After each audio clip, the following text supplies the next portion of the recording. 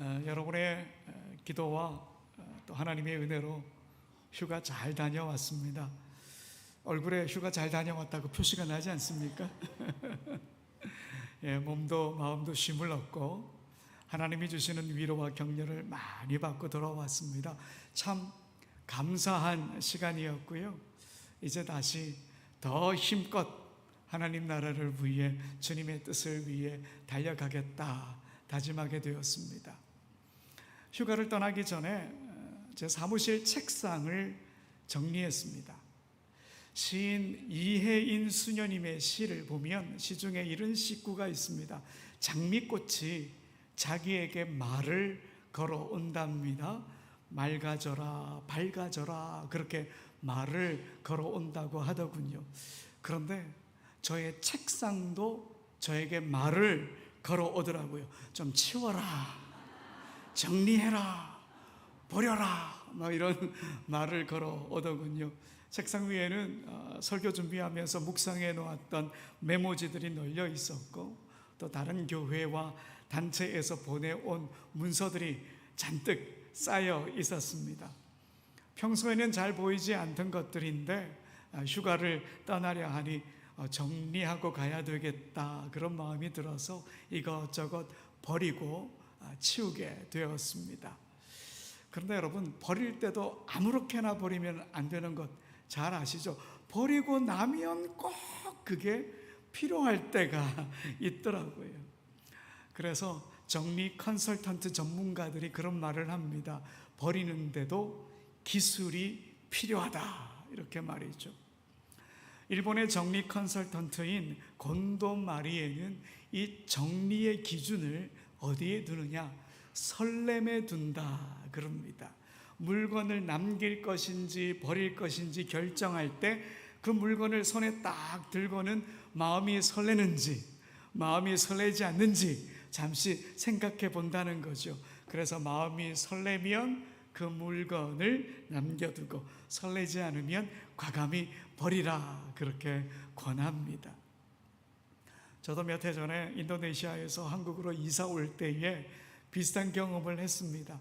이삿짐을 실을 수 있는 컨테이너 양이 정해져 있다 보니까 여태껏 모아놓았던 책들을 도저히 다 가져올 수가 없더군요.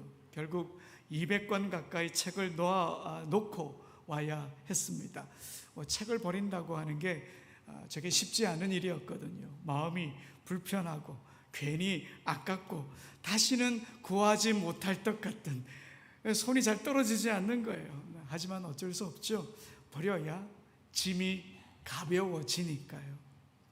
사실 많은 사람들 버리는 걸 어려워합니다.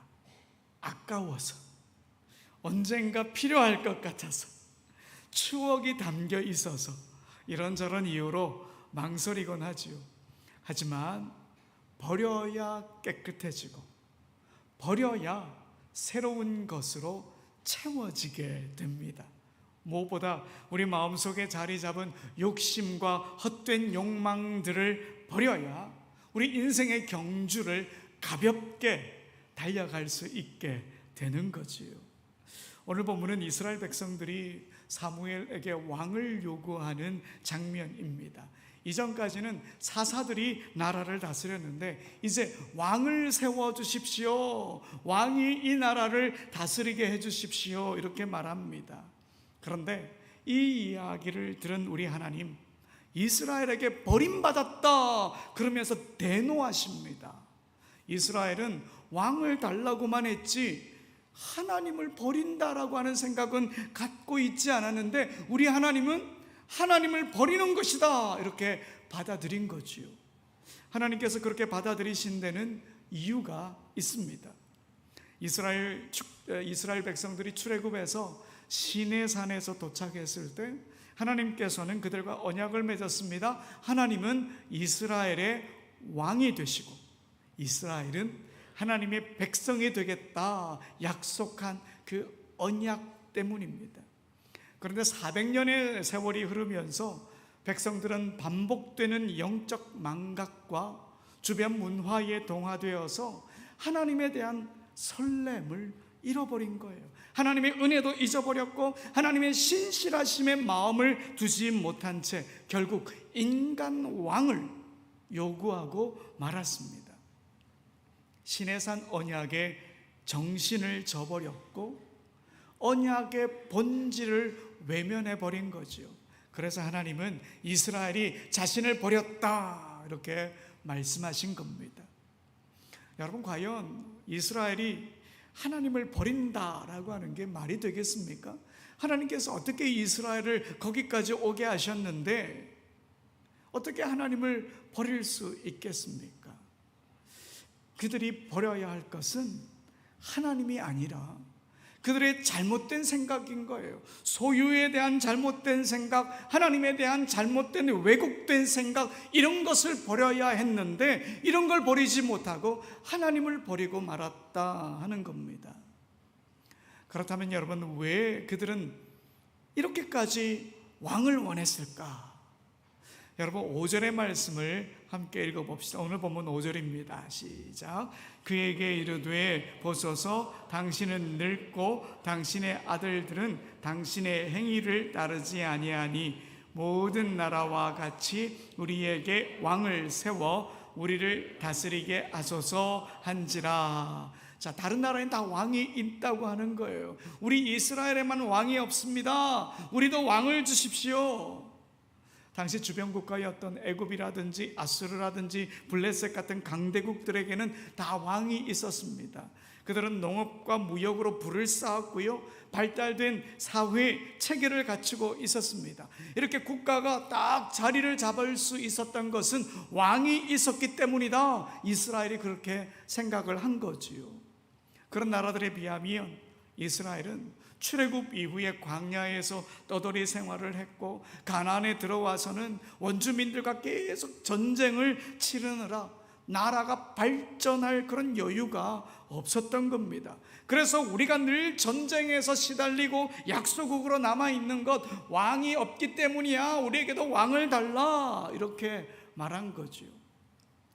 얼마 전에 호주의 경제평화연구소 IEP가 올해 2025년 세계 평화 지수를 발표했습니다. 전 세계 163개의 나라를 대상으로 평화로운 나라 순위를 이렇게 매겼습니다. 1위가 어디냐? 아이슬란드. 아이슬란드는 17년 연속으로 가장 평화로운 국가로 선정되었습니다. 그러면 우리나라는 얼마냐? 41위였고요. 북한은 149위였습니다. 전쟁 중인 우크라이나나 러시아, 예멘 같은 경우는 최하위였죠. 만약 여러분 이런 조사가 사무엘 시대도 있었다 그러면 이스라엘은 아마도 100위 밖으로, 150위권 밖으로 이렇게 밀려났을 거예요. 왜요? 전쟁이 끊이지 않았기 때문이죠. 이스라엘은 다른 나라들처럼 부강해지고 누구도 넘볼 수 없는 나라가 되고 싶었습니다. 그리고 왕이 있으면 그 문제가 해결될 것이다, 그렇게 생각한 거지요. 그러나 여러분, 하나님의 백성은 어떤 사람이 되어야 하느냐? 다른 세상 사람들이 가진 것을 부러워하는 사람, 그런 사람은 신앙인이 하나님의 백성이 아닙니다. 소유의 가치를 세상의 기준이 아니라 하나님의 말씀과 하나님의 기준으로 바라보는 사람, 그 사람이 하나님의 백성입니다. 그리고 하나님의 백성은 무엇보다 이미 가장 중요하고 소중한 것을 갖고 있습니다. 바로 하나님 갖고 있습니다. 왕은 없을지 몰라도 이미 하나님을 갖고 있습니다. 그런데 이스라엘은 그 사실을 잊어버렸고 다른 나라들만, 잘 살고 있는 다른 나라들만 동경하게 된 것이지요. 여러분, 우리도 그렇지 않습니까? 없는 것을 헤아리며 살아갈 때가 많습니다. 제 아이가 어릴 때 이런 말을 한 적이 있습니다. 아빠는 왜 아저씨가 아니야? 왜 아저씨가 아니고 목사냐고? 아빠도 아저씨가 돼야지. 여기서 말하는 아저씨는 돈 잘 버는 사람, 그런 뜻을 가진 우리 집 아이의 표현이었습니다. 돈을 좀 잘 벌라는 거죠. 그래서 자기에게 돈을 좀 잘 쓰라는 거죠. 초등학교 때 이야기입니다. 아저씨가 되라고. 왜 목사가 됐냐고. 자기는 아버지가 목사가 되는 걸 원치 않았다고 그런 이야기를 한 적이 있습니다. 우리도 자주 세상을 보며 비교합니다. 물질을 많이 가진 사람, 권력을 쥔 사람, 명예를 누리는 사람, 이들을 보면서 나에게 없는 것들을 하나님께 구할 때가 있지요. 그러나 여러분, 하나님의 백성은 세상의 가치와 다른 기준을 가진 사람들입니다. 우리는 출발 자체가 다릅니다. 우리는 하나님 나라의 기준을 가진 사람들이잖아요. 이미 세상이 갖지 못한 하나님을 소유하고 있습니다. 그러니 없는 왕을 쫓아갈 필요가 없습니다. 이미 우리에게 주어진 것들을 감사하며 그것들을 날마다 기억해야 합니다. 없는 왕을 따라가는 것이 아니라 우리에게는 구원의 삶이 있습니다. 예수 그리스도의 십자가의 사랑이 있습니다. 우리에게 주어진 영원한 생명이 있습니다. 이런 것들을 기억하는 것이 하나님의 백성이 먼저 해야 할 일인 거지요. 여러분, 우리 자녀들도 한번 보십시오. 우리 자녀들 바라볼 때 얼마나 비교를 많이 하는지 모릅니다. 누구 집 아이는 어떻고 누구 집 아이는 어떻고, 다른 아이들이 가진 것과 우리 아이들 비교할 필요가 없습니다. 우리 아이들 안에 이미 예수 그리스도가 계신데 왜 다른 아이들과 그렇게 비교하려고 합니까? 우리 교회 공동체도 마찬가지죠. 재능도 다르고 잘하는 일 다 다릅니다. 그래, 누구는 어떻고 누구는 어떻고 그걸 비교할 필요가 없겠지요. 세상의 기준이 아니라 하나님 나라의 기준으로 서로를 바라볼 수 있어야 합니다. 우리에게 이미 주신 예수 그리스도의 생명과 사랑이 소유의 기준이 되어야 합니다. 그래서 여러분, 우리가 버려야 할 것은 뭐냐? 세상의 기준으로 소유를 바라보는 철들지 않은 어린아이 같은 시선, 이걸 버려야 합니다. 없는 것을 바라보며 비교하려고 하는 그 마음을 버리고 이미 갖고 있는 복음의 가치, 하나님의 능력, 예수 그리스도의 십자가의 사랑, 그걸 붙드는 거예요. 그게 바로 신앙인의 길입니다. 이제 왕을 달라고 요구하는 이스라엘의 이야기 조금 더 살펴볼까요? 사무엘은 나이가 많았고요, 그의 두 아들은 아버지만한 지도력을 갖추지 못했습니다. 사사의 직분을 맡았지만 정직하지 않았지요. 뇌물을 받고 재판을 왜곡했습니다. 그래서 백성들이 처음 사무엘을 찾아와 가지고 요구한 건 뭐냐면 정직한 지도자였습니다. 공정하게 재판하는 정직한 지도자를 우리에게 세워주십시오, 이렇게 요구한 거예요. 그러면 여러분 한번 생각해 보십시오. 정직한 지도자라면 사사로도 충분히 나라를 이끌 수 있지 않습니까? 굳이 왕일 필요가 없습니다. 그런데도 백성들은 왕을 요구했던 겁니다. 결국 그들은 사사제도의 회복이 아니라 세상적인 방식을 고집했던 겁니다. 그리고 조금 더 깊이 들어가 보면 사실 이스라엘이 정직한 왕에는 관심이 없고 그들이 바라는 건 뭐냐? 강력한 나라, 특히 군사력이 강력한 나라, 그런 나라를 원했던 겁니다. 그래서 왕이 있으면 군사력이 강한 나라가 될 줄 알았던 거죠. 여러분, 사무엘상 8장 20절의 말씀을 함께 읽어봅시다. 우리도 다른 나라들 같이 되어 우리의 왕이 우리를 다스리며 우리 앞에 나가서 우리의 싸움을 싸워야 할 것이니이다 하는지라. 자, 여러분, 이게 사무엘이 왕을 세우는 게 마음이 언짢잖아요. 그래서 백성들에게 설득을 했습니다. 왕이 생기면 더 많은 괴로움이 찾아올 거야, 너네 삶이 더 힘들어질 거야, 경고했죠. 그때 백성들이 자신의 속내를 드러냅니다. 이게 바로 방금 읽었던 20절입니다. 전쟁에서 앞장서 싸워 이길 왕이 필요하다, 이겁니다. 결국 그들의 마음은 처음부터 정직한 왕을 요구한 게 아니라 전쟁에 능한 왕을 원했던 겁니다. 왜일까?